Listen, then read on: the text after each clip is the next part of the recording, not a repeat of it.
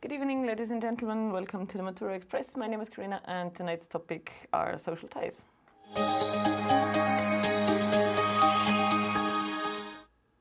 Okay. First of all, sorry for the late start. I had a Russian course beforehand, and the teacher always decides to keep us there a little longer. Anyway, as I have already told you, tonight's topic is social ties. Your books, I had a very quick look at your books. They include different aspects of what make the topic social ties. So if I'm not totally wrong, they start off with friends, go on to marriages and love relationships and stuff like that in general, but then also focus on families. That's why I have decided to focus on families as well, especially because I guess that if your topic is social ties, it will be about families, or maybe also social ties combined with the topic of work, because the topic can, of course, also include your workmates. They are your social ties as well, or classmates, or people you generally go to school with or work with. But then it is probably combined with the topic of what's it called? Work-life balance, that one. Because like a nice working atmosphere and stuff is usually part of the work-life balance, therefore part of the topic of work. So I decided, as I already mentioned, to focus on families. A very nice topic, or so I think, especially for those of you who like to learn definitions. There is people out there who kind of like it if they have like a structure that they can study. The topic social ties lends itself to that, because you definitely, or social ties and the subtopic families, definitely a topic where you can do that, because there's a couple of definitions that you have to know. You probably have to explain what an extended family is, what the concept of a nuclear family is, or what it means. So those of you who like to study things by heart and kind of find it easy to have like this kind of structure, this kind of scaffolding to use as a pattern to study, basically, will find the topic quite easy, will like the topic. A very quick introduction. Your books also focus on families, but it is, of course, also about friends, workmates, and so on. So there's a lot of social groups, social contexts that we have that make up the topic of social ties. As I said, families is probably the one that you should have a close look at for your exam, because you probably don't have to talk about friendships, because, or maybe only touch upon them, because they are part of a larger topic. I guess doing a 15 minutes exam about friendship is quite hard. There is a book. There is a book in your text. There is a text in your books that talks about a particular trend. Like, your books are quite recent, so you can kind of rely on the information that you have. There is a certain trend towards families, like the parents in that case, living together to cohabit. That's, you may not have heard the word really. I think it's more frequently used in its noun form, cohabitation. There is this trend towards cohabitation in the United States of America. And text is about the States. So adults who don't get married anymore, but who only live together. That has to do with the attitude primarily, I guess. But then the Americans have changed, adapted the law slightly, so it doesn't disadvantage unmarried couples that much anymore in terms of heritage and so on and so forth. So there is this trend towards people only living together but not getting married anymore. First of all, you may want to read the text once again before your exams, because it gives you some background information. It's a quite nice text, I think. You could also do some research into the situation in Austria. Has the number of couples who get married, has it gone down? Is the trend comparable to what's going on in the States at the moment? I suppose yes, but to be honest, I don't know. So yeah, that might be something to do some research on for you, and then also add into your exams. those of you who follow my streams more frequently know that I'm a big fan of like extra textual knowledge. The more you know, the less they can ask you, or, well, the lower the chances to catch you unprepared, really. So the more extra textbook knowledge that you have, the better. So I guess that would be a tip. As I said, the text says that in the United States there is this trend. People kind of don't really bother with like all the expenses that a marriage entails and so on and so forth. So they decide to live together and have kids together, obviously, but don't get married anymore. You could like have a look at some statistics on Austria and include them into your exams. Okay, there is different types of families. I always thought that this subchapter has a headline, which it obviously doesn't. So in an ideal world, it would say something like types of families here, but obviously it doesn't. Let's start off. I will try to give you some, well, definitions or some explanations on what I think that the concepts are. You can like add them to the definitions that are in the book. There is a task in your book where you have to like match definitions and the headings. So like what type of family is it? I would strongly recommend you don't study them by heart, but you come up with your own definitions kind of thing, because whatever you learn by heart, like it's usually sounds very, well, sounds a bit artificial. We usually don't talk the same way than textbook authors write, so I suppose you should come up with your own definitions. I will try and give you an example on that. Whereas the childless families are quite obvious, like there is not much to explain about them. People living together, either married or unmarried, who decide not to have any children for different reasons, be it money reasons, be it job reasons. I think nowadays one argument against a family, or at least against a very big family, so a couple with only one kid, for example, one argument is that people want to have like a fulfilling career, that they go to university and then also want to actually work in the sector that they got very good training, that they got a very good education in. So I think self-fulfillment is a point in that, not only in the childless families, but also in like the small families. Families who only have one or two kids, one kid. I think nowadays the average family in Austria has 1 point something kids, so I guess the rate's going down a little bit anyway.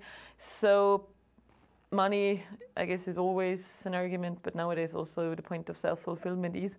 You may want to think about that as well, might lend itself as an argument for more than one family concept only. Like basically, if you have a good education, you also want to work in that field. So, well, the childless families are self-explanatory. The nuclear family might be, or that's something that I would have a very close look at if I were you before your exams. It's one of those words, or one of those chunks that usually demands an explanation. Nuclear family, the word nuclear doesn't really, like if I had never heard the word, I would probably be quite clueless about what it is supposed to mean. Nuclear family is the classic, like the traditional picture of a family. So it's mom, dad, and two kids, usually one girl, one boy. That's those picture book families that we so often see, or used to see in movies, but also in novels and so on and so forth. So the nuclear family is the classic, the traditional image of a family. You have one mom, you have a dad. Usually it's the dad who kind of like still has a lot to do with this picture of the man earning the money, woman staying at home, taking care of the kids, who are like ideally one girl, one boy, or two kids nevertheless. So that's the nuclear family, mom, dad, and two children. There is people saying that the nuclear family, or the concept of a nuclear family, is going down. So the number of nuclear families is decreasing. especially also because divorce rates are going up in most countries in the world. I think there's hardly any exceptions to that. They are fluctuating, of course, but compared to, I don't know, 50 years ago, they have gone up a lot. So there's been a lot of divorces, also fewer marriages. So I suppose at the end of the day, people who say that the nuclear families are disappearing have a point. They might not, of course, they'll never totally disappear, but at least go down. So nuclear family, mom, dad, 2 children.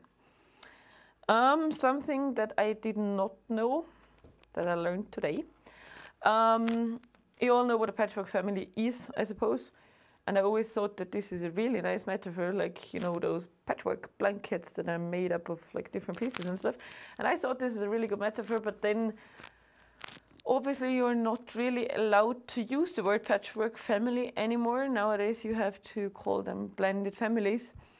That is because in the media and with all the celebrities who live this patchwork family kind of life, there's so much bad media coverage, there's so many bad news. Patchwork families fighting, patchwork families falling apart. So obviously we're not allowed to use the word anymore because it has like negative connotations. This kind of, it can never work out kind of thing. So you should probably resort to what the textbook says, and the textbook says blended families, but the concept is the same. A blended family is, I don't know, a dad with 2 kids marrying someone who has kids as well, let's say a boy, and then they all live together. So we have newlywed mom and dad who both had been married before, and they bring their kids into the new relationship, into the new marriage. Doesn't necessarily have to be a marriage, of course. But they all live under one roof with all the pros and cons that there are to this family concept. You probably, you can make a mental list of what possible problems in patchwork families could be. Classic examples are, I don't know, jealousy, problems of like living together, adapting to the new kind of life, missing the old family, whatever.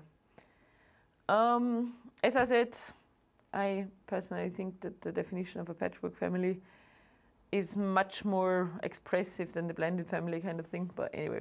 So blended families is 2 strange families living together because the parents are getting married or are living together, and that kind of forces the kids to live together as well.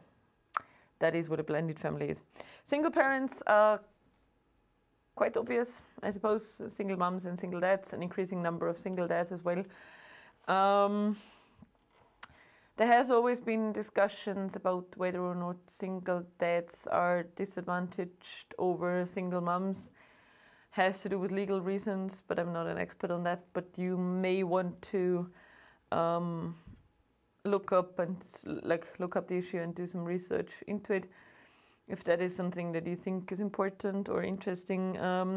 Number of single parents is rising, definitely. Statistics prove that. So there's many more single moms and many more single dads out there nowadays than there were a couple of years ago or a couple of decades ago. Has to do with the divorce rate, obviously. If mom and dad don't live together anymore, the kids have to stay with someone, and the someone is then a single parent. Countries are kind of trying to at least ease the money problems a little bit. If you are a single parent, you only have one person who is able to earn some money, especially a problem when it is very young kids and when there is no childcare facilities in the region. There are definitely some countries and some areas in our country where it is quite hard to find daycare for the child if the single parent has to go to work. That's always an issue. Pretty sure you followed the discussions about that. So yeah, single parents, definitely a very challenging thing. As I said, you may want to look up some statistics, or you could look up some statistics as well. like what was the year 2017 like in Austria in terms of single parents? How much has the number of single dads risen? As I personally think that this is something that has developed over the time. When I was younger, I didn't really know that many single dads. Nowadays I do. So yeah, you may want to do some research on that. The same with the next point, with the same-sex couples. Difficult topic, I think, because laws within Europe and all over the world are very different. So there is countries who still haven't really decided on how to deal with same-sex marriages, first of all. There is this thing like the partnerships that you can register. What are they called? Eingetragene Partnerschaften. I think in Austria, some countries allow marriages, so they give gay couples the same right to marry properly, like traditionally, than heterosexual couples. I think in Austria, gay couples are now allowed to get married, if I'm not totally wrong. I'd have to lie, though, if I said that I knew what the situation about same-sex adoptions, is like in Austria. So you may want to do some research on that. What I can tell you is that same-sex adoptions, so two dads or two moms, two men, two women adopting a child, is definitely allowed in the United Kingdom, including Ireland. So here, the United Kingdom was fairly progressive. I think they introduced the law quite early. Other countries like Australia, for example, like one of the territories in Australia, the Northern Territory, only introduced same-sex adoptions in 2017.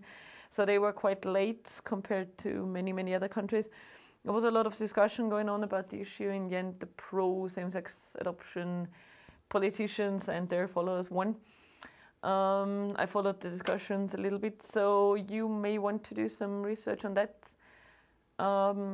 Could be interesting if you yourself had some backgrounds in different countries or some roots in different countries to tell the exam board what the situation is like in your country.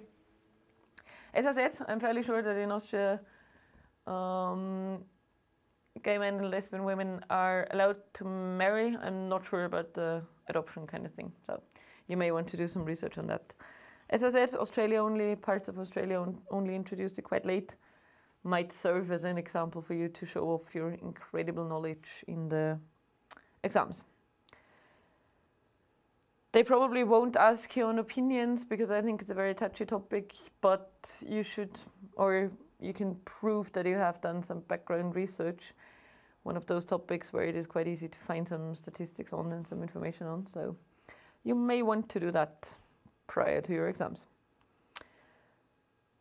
Extended family, well, compared to single parents and same-sex couples, a quite unspectacular topic. I think extended families is everyone who belongs to a family kind of thing. So you have whole generations, or like 3 or 4 generations of one family living under the same roof.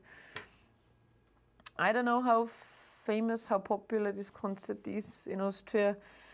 Definitely more so in other countries of the world. India, for example, you have 3 or 4 generations of people like living together under one roof in one house. That's common practice there. Probably, maybe also foundations in religion.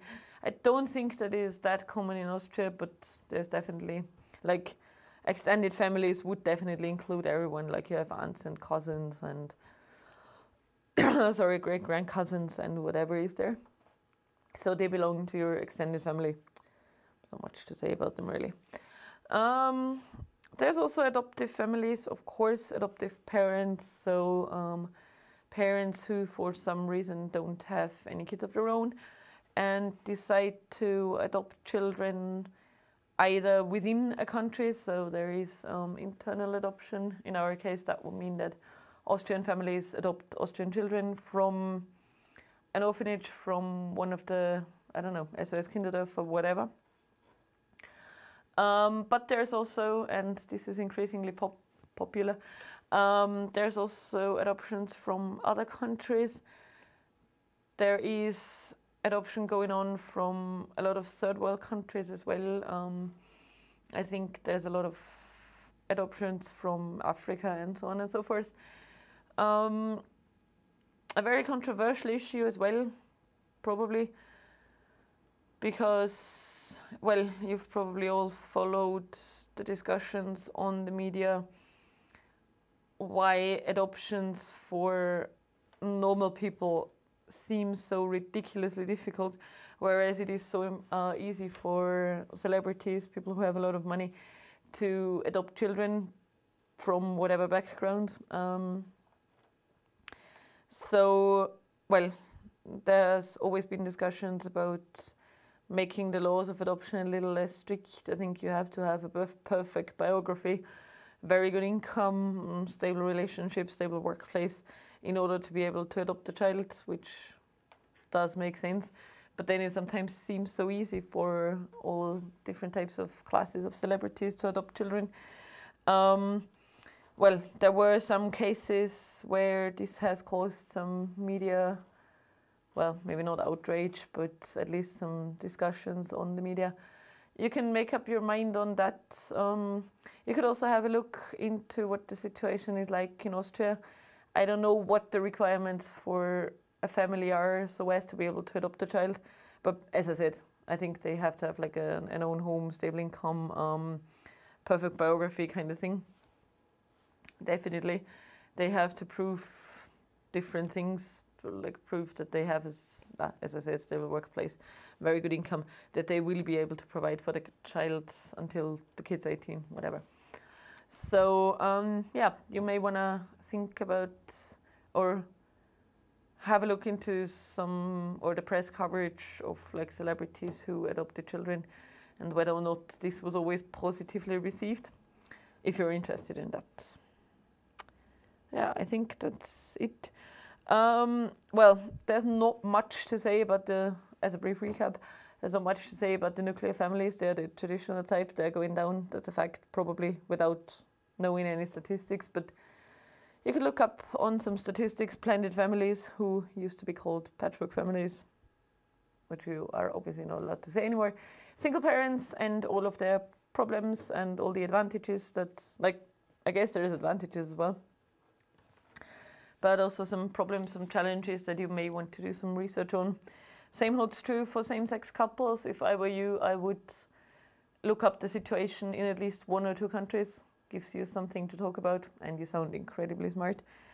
And adoptive parents, you may want to have a look into the legal situation in Austria before your exam, for the same reason, because if you can kind of quote law texts, you sound incredibly well prepared. A standard exam question, I think it also features in my exam, the one that I'll show you in a second. What has changed in terms of families? We have, like, what was different 50, 60 years ago? I think the easiest would be if you set yourself a time frame. I guess it's quite hard to make any educated guesses on what the situation was like 200 years ago. Like, hardly, like, we don't really know that many people who lived 200 years ago, so that might be a bit far-fetched. But talking about like what you think that the situation was like 50 or 60 years ago is quite feasible, because you probably know what it was like. There's parents around, there's grandparents around. So usually you get the exam question like, what has changed in the last couple of years? I guess we mentioned a few points already. The increase of the divorce rate, like getting a divorce is something totally acceptable nowadays. People would probably not stay in a marriage that they're not happy with, or at least not as easily as they did a couple of years ago. There is people who, in the first place, don't even want to get married because they say that living together and being a couple is totally sufficient, sparing themselves all the I don't know, bureaucratic background that there is to it. Children out of wedlock are perfectly acceptable nowadays as well. So that's changes in attitude. I think the biggest one is the fact that divorce has become a bit more like socially acceptable, which I think is a good thing. What impacts does it have on family life? That's something for you to think about. Does it have any impact on the people? Or is it just a development that comes with the time? Like most, I think marriages have a lot to do with religion as well.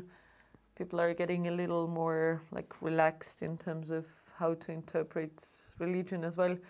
So what impacts does it have on our lives? Good ones, bad ones.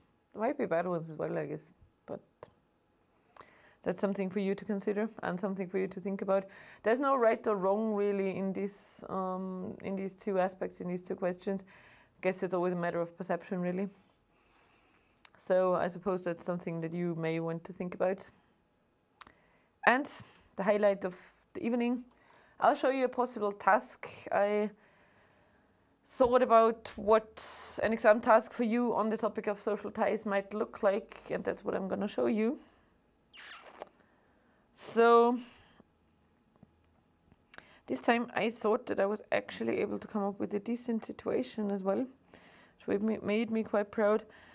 Oh no, that's a different one. Anyway, it's my standard situation.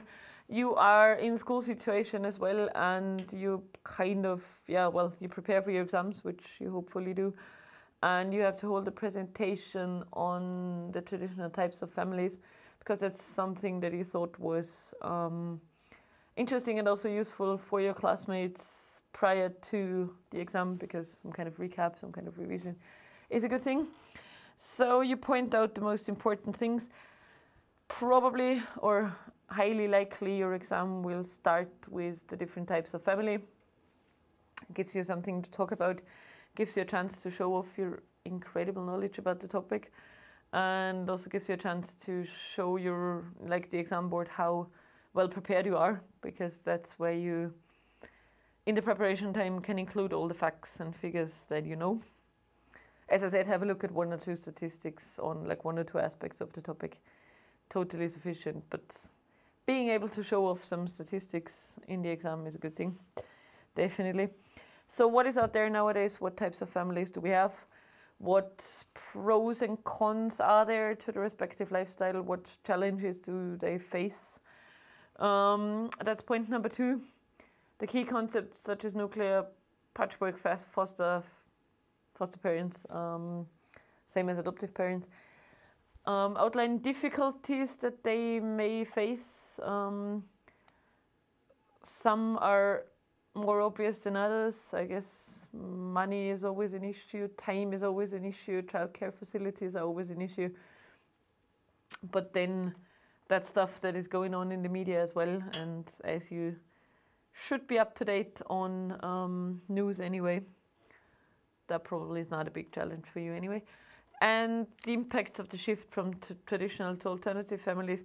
Sometimes everything that is not a nuclear family is called alternative. I don't know if we should make such a distinction if there is a traditional family nowadays. I don't know. Something for you to think about. Not sure if I really like the distinction between traditional and alternative. I think whatever concept people choose is right. It's neither traditional nor alternative, it's just right. But, well, school books or textbooks feature the distinction. You may just as well use it. You have a text. A person, he's a scientist from either England or Australia, says that there is no longer any such thing as a typical family. Something for you to discuss with your interlocutor in the exam. Is there not? What are your observations? Do you share the author's opinion? What he basically says is that people might start off as a nuclear family in the beginning. People get married, have children, but then at some stage they decide that they can't be together anymore. they separate and then form new families, which then makes them something else than a nuclear family, something else than a traditional family, because then the pattern is changed already. It's a single parent household, or it's a foster family, not a foster family, patchwork family, sorry. But yeah, so he argues that there is no such thing, or at least not for the entire lifetime of a person. Very interesting article. You may want to read up on that. That's the title. You just have to type it in Google, so you're going to find it anyway. And there is, well, a discussion on social ties and family. Usually the follow-up discussion, or sometimes, depending on the topic, is something a little more personal, where you are asked on personal opinions. I doubt that this will be the case in this topic, because asking personal opinions about family might get a little too far, so you're probably gonna discuss the shifts and the changes that I mentioned earlier, and whether or not this has an impact on the way people live, or think, or perceive the whole topic. I'll quickly show you the article once again so that you can look it up. In case I haven't pointed out in a very long time, reading is very good for your English skills, so you may just as well want to look up the text and read it. Good. My last words on the topic, social ties and families. Make sure that you know your definitions, especially those of you who like to learn definitions by heart and then changing them a little bit so that they don't sound as if they were learned by heart. It's a very nice topic for such learners, because it gives you something to hold on to. The definitions are usually the first point of the exam. Gives you a very good start. You can leave a very good first impression. Also gives you some self-confidence for the rest. Also look up the pros and cons, as I said. Well, the pros and cons. The challenges, the drawbacks that the type of family or the way of life may have, but also the advantages that it has. The difficulties that people have to face in Austria, in other countries. You may also want to do some research into at least one English-speaking country. UK, Australia, America. America is quite hard because it's federal law, so the states can decide individually. So I guess it's quite hard to study all that. But anyway, have a look at the concept of a nuclear family, single parents, same-sex couples. Look up some countries. Make sure you know something about same-sex marriages and same-sex adoptions. Where are they not allowed? Where can homosexual couples only get registered but not get married, and so on and so forth. Look into the situation of adoptive parents. Dig up a couple of scandals of celebrities. There's a few. Yeah, think about the questions, especially about the impacts. Does it have any impacts? Yes or no? That's for you to make up your minds. And with that, I let you go to bed. Thank you very much, and good night.